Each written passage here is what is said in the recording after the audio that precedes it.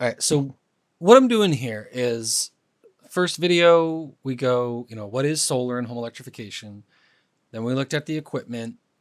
Next, we're going to look at context. And so basically, I'm giving you all the tools you need to, when you actually have a conversation with me, it's going to be highly productive. You're going to know what you're talking about. I'm going to fill in any holes and things that didn't make sense or you missed or some research that didn't quite happen. It's not going to take a lot of time on your part, but I'm going to explain to you what you need, what we're considering. So when you talk to me, instead of you hearing it for the first time, you've done some thinking, and then we're able to do a little bit more with it. So let's talk about your context. So first of all, what's your plan with your home? Are you going to live here forever? Are you going to die in this home? How old are you? Are you going to be there for 5 years? We got to build out a plan here. So first we need to understand what's your plan in the home. Then from there, we have the context that we need for everything else, right? If you plan on leaving in 2 years, well, don't make a 25-year investment. So that's the first thing. You got to have some, and yes, things change, but let's go with what your perceived plan is currently. Then we look at the age of things, the age of your roof, the age of your HVAC system, if you have a generator for backup, your car, because the best opportunity to update things is when they need replacing. So, and when it comes to your roof, we don't want to put solar on an old roof. Don't let anyone do that to you. If you're an installer, you can do it to yourself, but don't let anyone do that to you. So solar goes on a newer roof, a new roof. Or if you have a long-lasting metal roof and it's only 10, 20 years in, it's supposed to last 50 years, like, okay.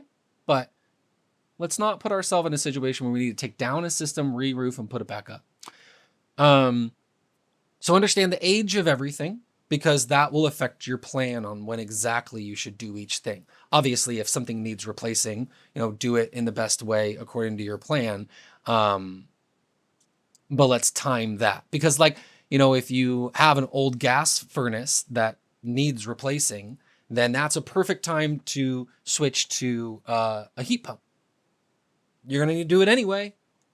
And then maybe that's a good time to go solar then, and then you can roll it all up into one financing and get way better interest rate than on just a roof loan.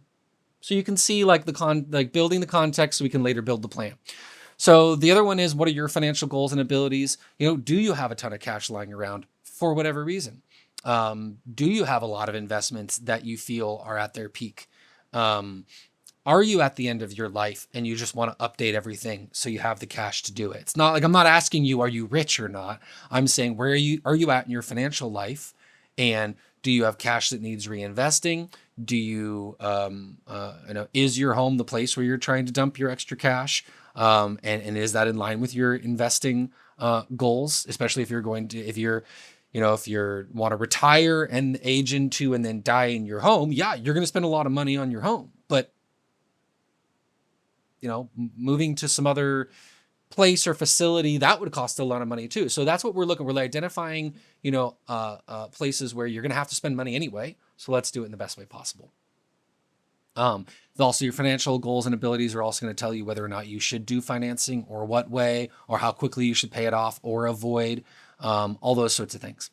Because even if you do have a good amount of cash, if most of your wealth is in investments, then you probably don't want to just cash out that in whole. You might want to take a loan, have some of the incentives pay down it over time, and then when you've got some extra money, then pay that down a little bit later.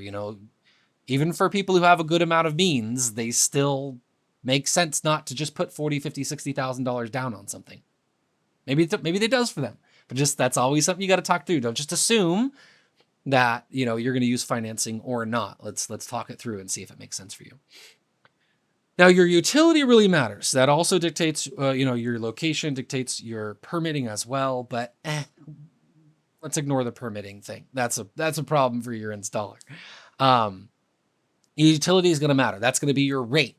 It's going to be high rate, low rate, time. Are they going to have programs like time of use? All these are going to matter. And then do they have programs? Do they have the demand response? Do they have the virtual power plant?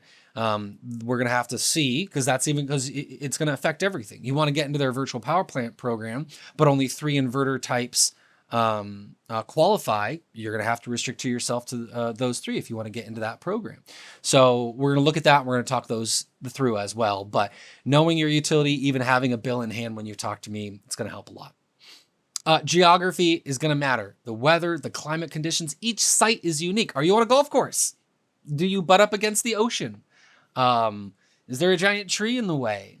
Can you cut that tree? Can you not cut that tree? Is there a giant tree planted that is going to be in the way in 10 years? These are all the questions that we need to understand your context. What is your long-term plan to stay in your home or leave, and your current plan to fix up your home? How old is all the things in your homes? What are your financial goals and abilities? You don't have to tell me your cash position, but we just need to understand what works for you so we can guide you into the right direction. Which utility do you have? What are the rates and programs that you qualify for? And where specifically is your home, down to the block, down to the site, down to the tree in the yard, down to the mountain face that might be nearby. All these things matter.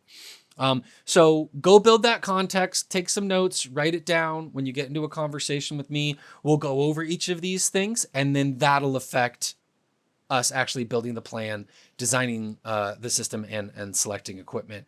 So do some research, take some notes, and save them for our conversation.